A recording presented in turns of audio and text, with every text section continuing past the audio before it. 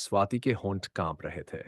उसकी उंगलियां मोबाइल की स्क्रीन पर कुछ खोजने का बहाना कर रही थी, पर असल में उसका मन वहां था ही नहीं। उसका ध्यान तो पीछे उस पुराने बगीचे की ओर था, जहां खड़ा था वो घर।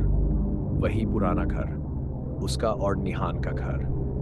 निहान, वो नाम जो अब सिर्फ उसके दिल में गूंजता था, जैसे हर धड़कन में कोई अदृश्य छाया छिपी हो जो कहती हो, तू वापस आ गई स्वाति, अब मत भागना। अचानक एक झोंका आया। हवा सिसक रही थी, जैसे उस घर की सांसें फिर से जिंदा हो रही हों। घर की खिड़की से किसी ने झांका, या शायद ये उसकी कल्पना थी, पर उस साए की परछाई ने उसकी रीढ़ में बर्फ जैसा डर भर दिया। स्वाति, चलना।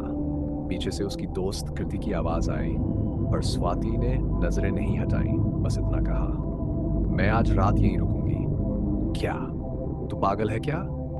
उस खंडहर में कोई नहीं रहता अब। वो निहान का घर था, और उसके बाद से वो बंद है। कृति ने डर के मारे लगभग चीखते हुए कहा। स्वाति बस मुस्कुराई, वो मुस्कान जिसमें कुछ टूटे हुए सपने थे और कुछ अब भी जिंदा परछाइयां। उसने कहा, वो मरा नहीं है कृति, वो आज भी यही है। रात के 9 बजे स्वाति ने दरवाजा खोला।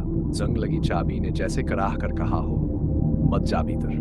पर वो चली गई। हर कदम के साथ लकड़ी की फर्श चीखी, पर निहान की यादें छुप रहीं। दीवारों पर अब भी उनकी हंसी गूंजती थी। वही हंसी जो कभी किचन में शरारत करते हुए आती थी। वही हंसी जो रात के 2 बजे तक मूवी देखने के बाद होती थी।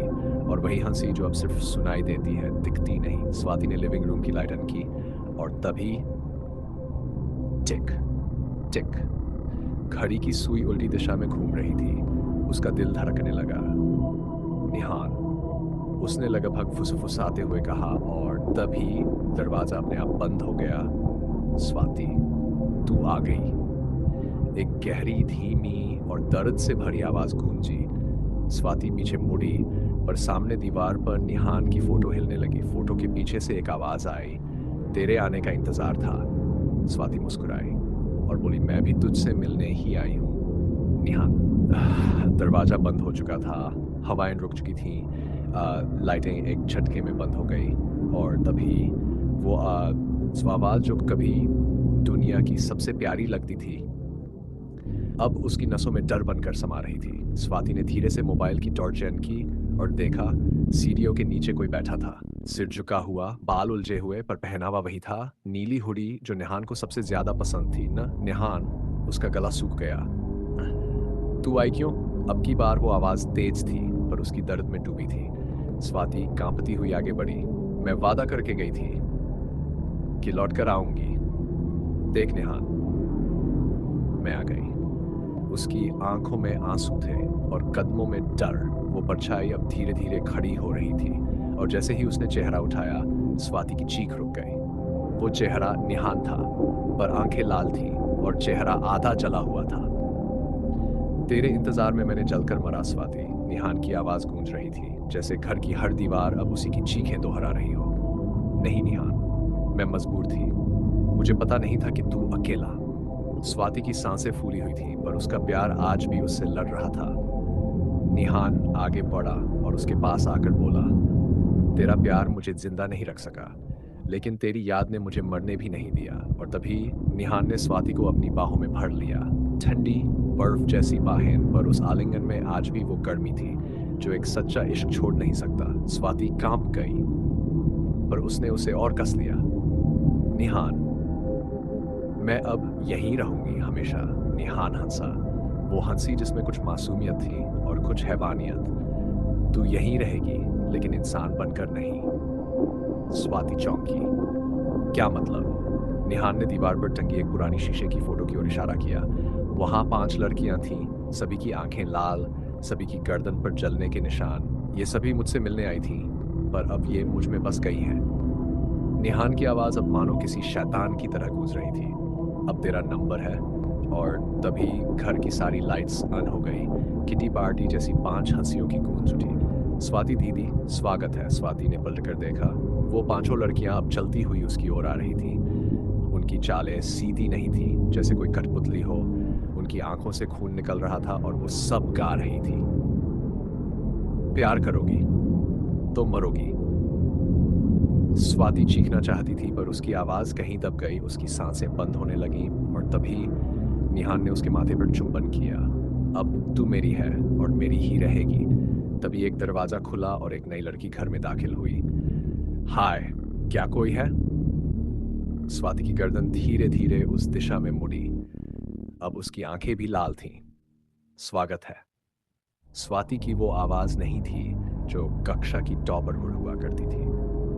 नहीं वो हंसी जो निहान को रात भर जगाए रखती थी।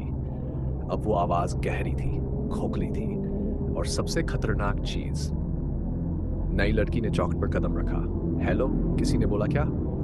अचानक खिड़की बंद हो गई, मोबाइल की नेटवर्क बार गायब हो गई और दीवार पर लगे घड़ी की सुइयां उल्टी घूमने लगी। तुम यहाँ क्यों आई हो? एक लड़की की धीमी आवाज गूंजी और सामने आई 5 परछाइयां। मैं यहाँ नौकरी के इंटरव्यू के लिए आई थी। सुना था ये हवेली अब रिसोर्ट बनने वाली है। उस लड़की का नाम था काव्या। ने देखा, सामने एक लड़की खड़ी थी, बेहद खूबसूरत, साड़ी में लिपटी हुई, पर उसकी आंखें लाल थीं और होंठों से खून बह रहा था। मेरा नाम स्वाति है, तुम्हारा स्वागत है, उसने धीमे से कहा और मुस्कुराई। तुम्हें भी प्यार हुआ है? स्वाति ने पूछा। हाँ, काव्या ने मुस्कुराकर जवाब दिया। तो अब तुम भी मरने के लिए तैयार हो जाओ, स्वाति ने उसकी ठुड्डी पकड़ते हुए कहा। काव्या पीछे हटने लगी, पर उसके पीछे अब दीवार नहीं, निहान खड़ा था। तू भी अब मेरी होगी जैसे बाकी सब थी। क्या बकवास है ये? कौन हो तुम लोग? काव्या ने चीखने की कोशिश की, लेकिन आवाज बंद हो गई। उसके शरीर के चारों ओर अचानक पानी बहने लगा, जैसे नहाकर निकली हो, और अब निहान पास आकर फुसफुसाया। इश्क में कोई सूखा नहीं रहता काव्या, सब भीगते हैं, कभी प्यार में, कभी खून में।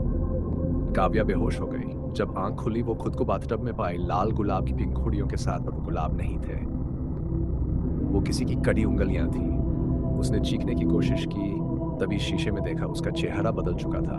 वो अब खुद स्वाति जैसी दिख रही थी। तू अब हम में से एक है, वही 5 यात्राएं फिर दिखाई दी। तेरा शरीर अब निहान का है और आत्मा हमारी। काव्या ने जोर से दरवाजा तोड़ा और भागी। वो हॉल में पहुंची, पर हर तस्वीर, हर मूर्ति, हर आईना अब उसी के चेहरे को दिखा रहा था, जो वो अब बन चुकी थी। तभी उसे दिखा एक पुराना ट्रंक। उसने खोला, भीतर कई पुराने अखबार और उन सभी की हेडलाइन थी। प्रेमी की जलती लाश से निकली उसकी प्रेमिका, 5 सहेलियां भी लापता, और सबसे नीचे एक अकेली लड़की रह गई थी जिसने पुलिस को सब बताया और वही जिंदा बची। नाम स्वाति रॉय। क्या? तो स्वाति तो जिंदा थी। फिर ये आत्मा कौन है? काव्या की सांसें तेज हो गई। वो उलझ चुकी थी उस झूठ में जो निहान ने फैलाया था।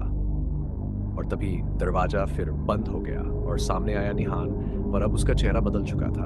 वो अब निहान नहीं, कोई और था, एक और आत्मा जिसने स्वाति का नाम लिया, पर असल में वो कभी निहान था ही नहीं। तू मुझे क्या समझी थी काव्या? निहान एक नाम है, असली में तो अभिशाप हूं। अब तू मेरा चेहरा होगी और तेरी कहानी मेरी नई हवेली। अंत में स्वाति की असली आत्मा एक पुराने शीशे में कैद थी, जिसे अब तक कोई देख नहीं पाया, और जो कभी कभी फुसफुसाती है, मैं जिंदा थी पर उन्होंने मुझे मार डाला। पार्ट 4 में आएगा सबसे बड़ा मोड़। असली निहान कौन था? क्या अभिशाप अब हर लड़की की शक्ल बदल रहा है? क्या कोई इस हवेली से जिंदा बच पाएगा?